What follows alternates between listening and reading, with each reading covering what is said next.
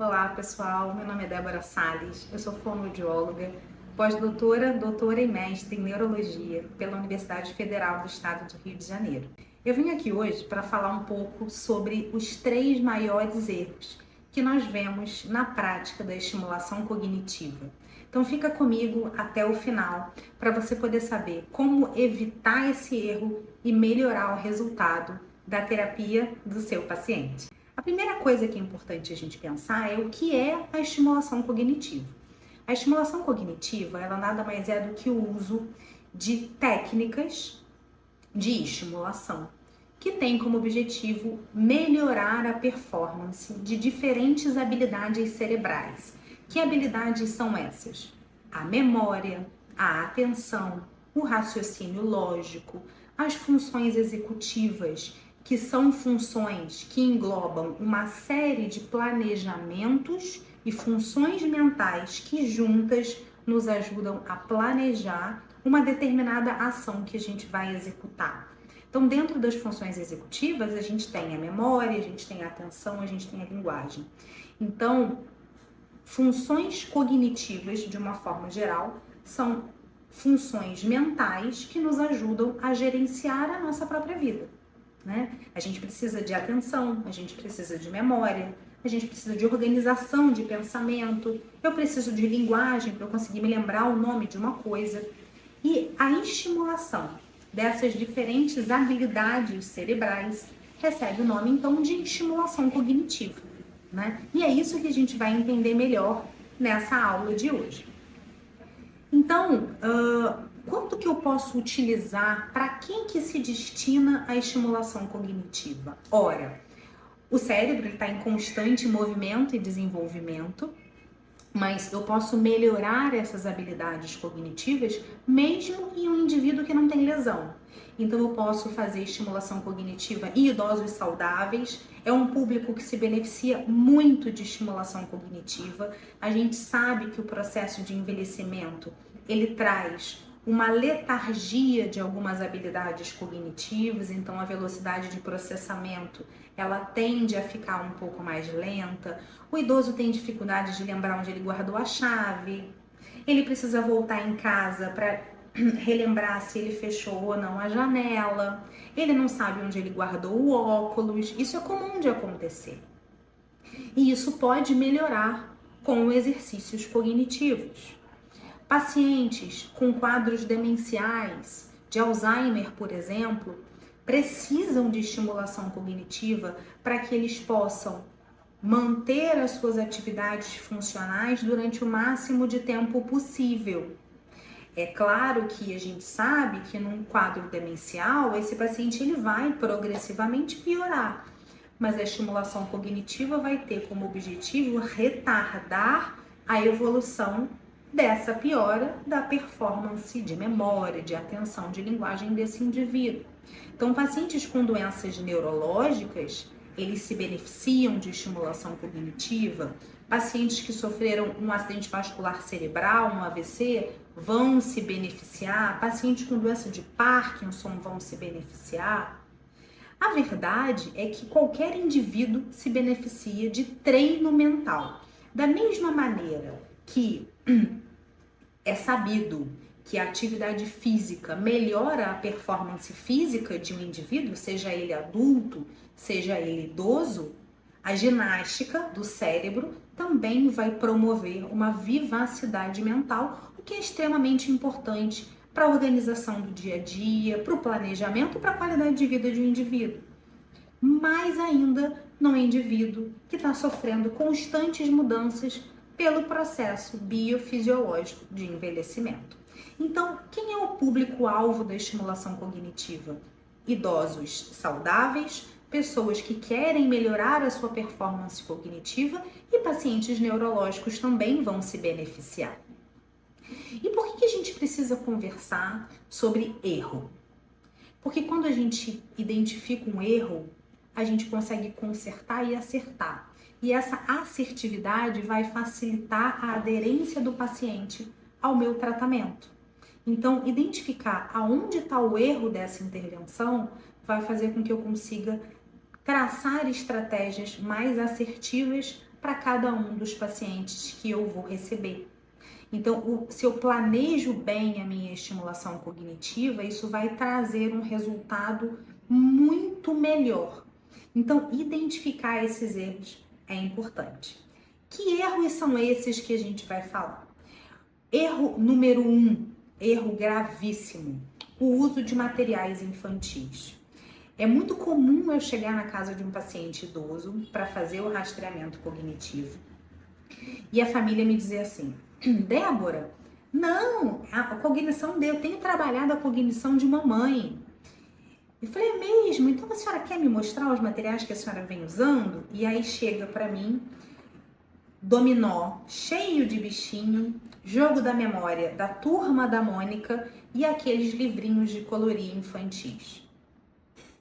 Lembrando que o idoso, ele não é uma criança, né? Então essa ideia que antigamente se tinha de que o papai voltou a ser criança, isso não é verdade. Ele é um indivíduo que naquele momento do seu processo de vida, ele apresenta algumas limitações, mas ele continua sendo um adulto que ele é. E ele precisa ser tratado como adulto que ele é. Então aquelas revistinhas que vendem no jornaleiro, né, em lojas de criança, aqueles jogos de memória para criança, eles não são adequados para a faixa etária daquele indivíduo. E o que isso pode causar? Às vezes o profissional ele opta pelo uso do material infantil porque é mais fácil. A gente sabe que no Brasil a gente tem uma escassez de materiais de adultos para pacientes adultos que são, né? Há 10 anos atrás a gente praticamente não tinha. Hoje a gente já tem uma quantidade muito maior de materiais adultos para pacientes adultos, mas a gente sabe que quando compara com material infantil, a gente tem mais material infantil do que material adulto. Então, às vezes, pela facilidade de compra, você acaba pegando um material infantil, mas isso não é bacana, né? O adulto, ele fica constrangido com o material de criança e isso desmotiva. E a desmotivação está diretamente ligada à não aderência ao tratamento. Se o paciente não se sente desafiado, se ele não adere ao tratamento, se ele não gosta das atividades, se elas não são desafiadoras para ele, não vai funcionar. Então, um grande erro que a gente precisa cortar de quem trabalha com estimulação cognitiva é o uso de material infantil para paciente adulto, porque isso é muito ruim. Então, a palavra que marca a estimulação cognitiva, que eu quero que vocês guardem na cabeça, se chama respeito à maturidade do paciente adulto e idoso. Então, como que eu vou cortar esse erro? Respeitando a maturidade. Se eu respeito a maturidade daquele indivíduo, a faixa etária daquele indivíduo, os desejos daquele indivíduo, eu vou promover autoestima, eu vou promover, ele vai se sentir de acordo com as atividades. Ele não vai ter a sensação de regresso, de que ele está regredindo. Por isso que ele tá tão mal do ponto de vista mental, que ele está regredindo e está sendo tratado como uma criança. E isso vai fazer com que ele não consiga aderir ao tratamento. Então, a palavra-chave para evitar esse erro é respeitar a maturidade de uma pessoa adulta e idosa, porque ela é uma pessoa madura, que precisa ser tratada como adulto e idoso que ele é. Podemos utilizar palavras cruzadas? Podemos, a gente tem várias palavras cruzadas que são adequadas. A gente pode usar livros de exercício práticos, a gente pode usar, mas lembrando que bichinhos, desenhos muito coloridos, isso não é adequado para pacientes adultos. Aqueles livros de colorir de criança, da Turma da Mônica, isso não é adequado para o uso de um paciente adulto. O segundo grande erro, eu preciso levar em consideração, e quando a gente, por exemplo, pensa nos testes de rastreamento cognitivo, todos eles são mapeados por nível de escolaridade e faixa etária. Então, nós temos scores diferentes para rastreio cognitivo por faixa etária e nível de escolaridade. E a gente precisa respeitar, depois do nosso rastreamento, o nível de escolaridade e a faixa etária do indivíduo quando a gente for planejar a terapia que nós vamos utilizar com cada paciente. Então, um grande erro é não respeitar o nível de escolaridade do paciente. Vejam bem, eu vou dar um exemplo para vocês. Eu tenho um paciente de 89 anos, médico, que ainda trabalha, né? Então ele vai ao consultório dele 2 vezes por semana e ele faz estimulação cognitiva comigo 1 vez por semana para manutenção das suas habilidades cognitivas. Ele é um paciente que não tem nenhuma doença, ele na verdade está potencializando as suas habilidades cognitivas com estimulação.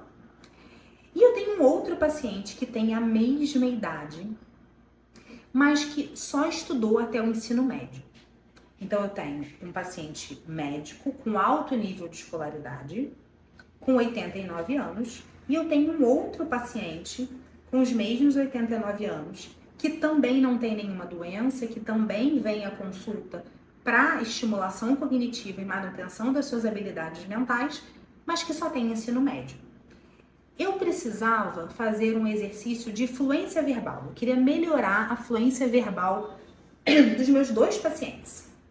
E eu criei um material de fluência. Que material era esse? Uma folha em que eu tenho de A a Z as partes do corpo. E o paciente médico precisava, o mais rápido possível, escrever uma parte do corpo com cada letra do alfabeto. Com A, com B, com C, com D, com E, até o Z. Vocês acham que se eu pegar essa mesma atividade e aplicar nesse outro idoso, que apesar de ter a mesma faixa etária, tem um nível de escolaridade baixo, vocês acham que vai funcionar igual? Que os meus objetivos terapêuticos vão ser os mesmos? Que a velocidade de execução vai ser a mesma quando eu comparo esses 2 idosos? A resposta é não. Por quê? Primeiro, porque não é prazeroso para alguém que não é médico ou não é da área da saúde ficar nomeando partes do corpo. Segundo, não faz parte da realidade dele. Ele trabalhou a vida inteira costurando fantasias de escola de samba. Para ele, um exercício de fluência verbal que incorpore nomes de escola de samba, ou músicas de escola de samba, ou objetos e adereços que podem ser utilizados no carnaval de A a Z, vai funcionar super bem. Para o meu outro paciente que é médico, partes do corpo de A a Z vão ser muito mais fáceis para ele, porque com L ele vai chegar na laringe, com U ele vai chegar na úvula, com Z ele vai chegar no zigomático, que é um músculo do rosto, muito fácil, porque ele está acostumado com a anatomia. Para esse outro paciente, chapéu e outras coisas relacionadas com carnaval também vai chegar fácil. Por quê? Porque é a realidade dele, é a vivência dele.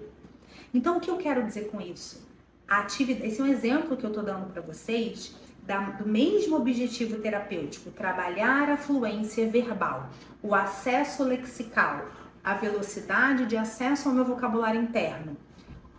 O mesmo objetivo terapêutico com 2 atividades diferentes que foram desenvolvidas de forma personalizada, uma para cada paciente. Porque as necessidades e os níveis de escolaridade são muito diferentes. E isso precisa ser levado em consideração. E muitas vezes a gente peca nisso. Peca porque a gente tem vários pacientes para atender, peca porque a gente não conseguiu planejar a terapia daquele dia. Isso acontece. Quem nunca, precisou criar uma atividade em cima da hora? Isso pode acontecer. Não deve acontecer com frequência, porque a gente precisa planejar a terapia dos nossos pacientes com antecedência.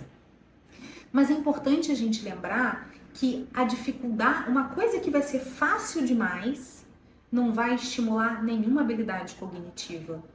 Ao mesmo tempo, uma atividade que é difícil demais ou é completamente fora da realidade do indivíduo, vai deixá-lo frustrado e desmotivado. E isso é péssimo para o nosso atendimento. Então, o segundo grande erro é não levar em consideração o nível de escolaridade do indivíduo, os seus desejos e a sua realidade na hora de criar estratégias de estimulação cognitiva para o paciente de vocês. E qual é o terceiro grande erro? E esse é um erro que a gente acaba vendo com muita frequência. Usar a mesma coisa para todo mundo. Aquilo que funciona bem para um grupo de pacientes, talvez não vá funcionar para um outro grupo. E a internet, né, as lojas, a gente vê uma série de materiais, uma série de apostilas de exercício que são vendidas. Apostila de exercícios para linguagem, apostila de exercícios para atenção, apostila de exercícios para memória. Mas será que essa apostila ela deve ser usada por todos os pacientes? Quais são as principais habilidades cognitivas que precisam ser estimuladas naquele meu paciente? Isso eu vou identificar depois do meu rastreamento. Ora, se é um paciente que tem um déficit de atenção e memória, adianta eu fazer exercício só de linguagem com ele? Não. Adianta eu começar com muitos exercícios de memória? Se existe um déficit de atenção antes e sem atenção eu não tenho memória, sem memória eu não tenho linguagem, existe um acoplamento de habilidades cognitivas para que a gente possa, de fato, ter a nossa competência comunicativa e a nossa competência linguístico-cognitiva de forma adequada. E esse acoplamento, eu preciso seguir esse acoplamento na hora que eu planejo minhas estratégias. Então, a recomendação que eu dou para vocês é que as estratégias terapêuticas para a reabilitação do meu paciente de estimulação cognitiva sejam individualizadas e personalizadas. Volto no exemplo da fluência verbal. Eu posso criar atividades de memória com atividades relacionadas ao meu paciente médico e atividades médicas.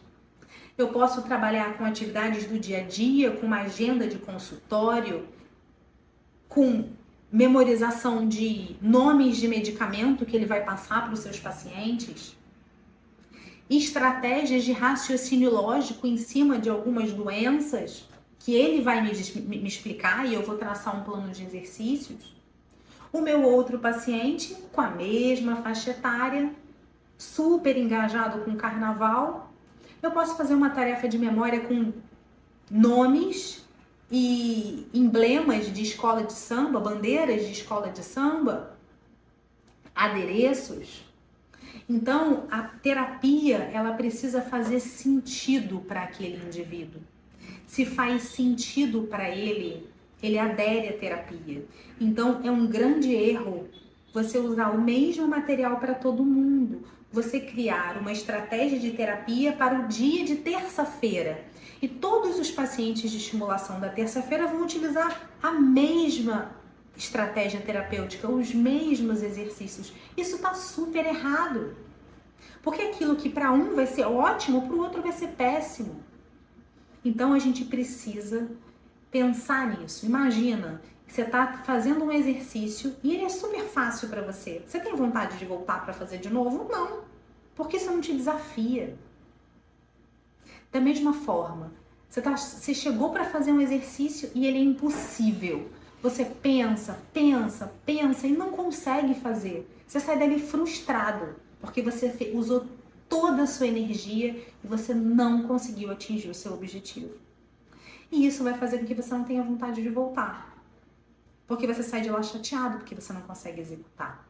E é isso que a gente não deseja para os nossos pacientes. O grande objetivo da estimulação cognitiva é justamente melhorar a qualidade de vida do indivíduo, melhorando a performance das suas habilidades mentais. Então, gente, do ponto de vista geral, o que a gente pode fazer para evitar esses erros? Número 1, faça um bom planejamento.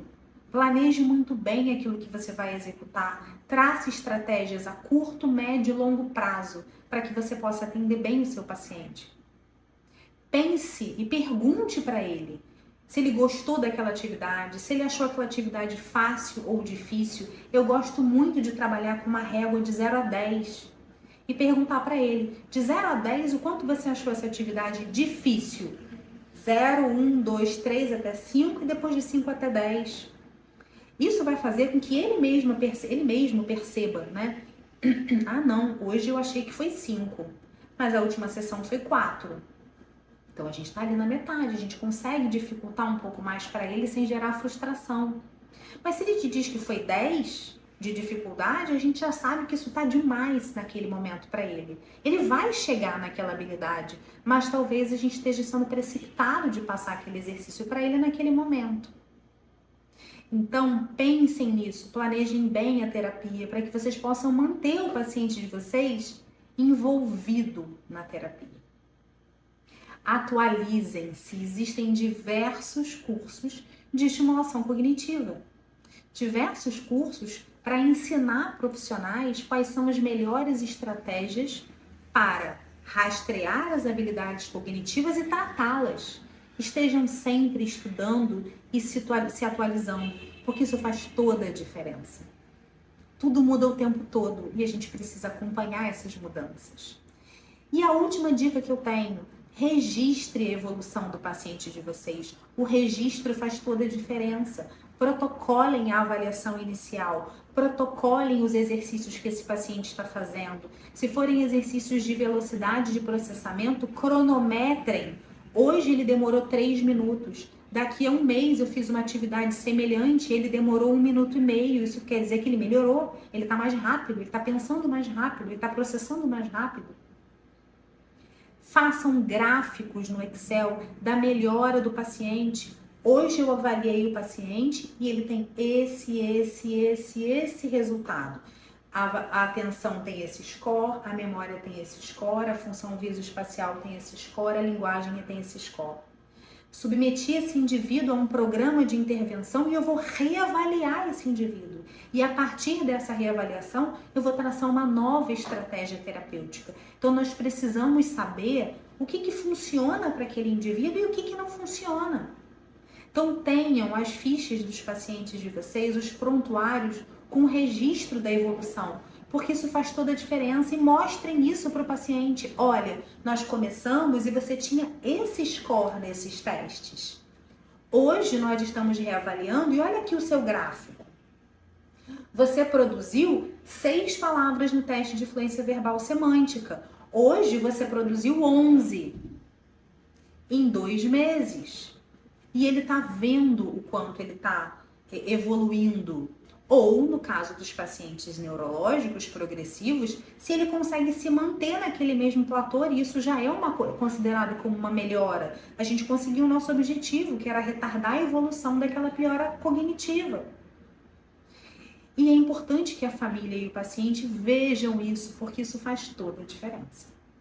Então, recapitulando os 3 erros cometidos por pessoas que podem estar atendendo o paciente para estimulação cognitiva. Erro número 1, utilizar materiais infantis para pacientes adultos.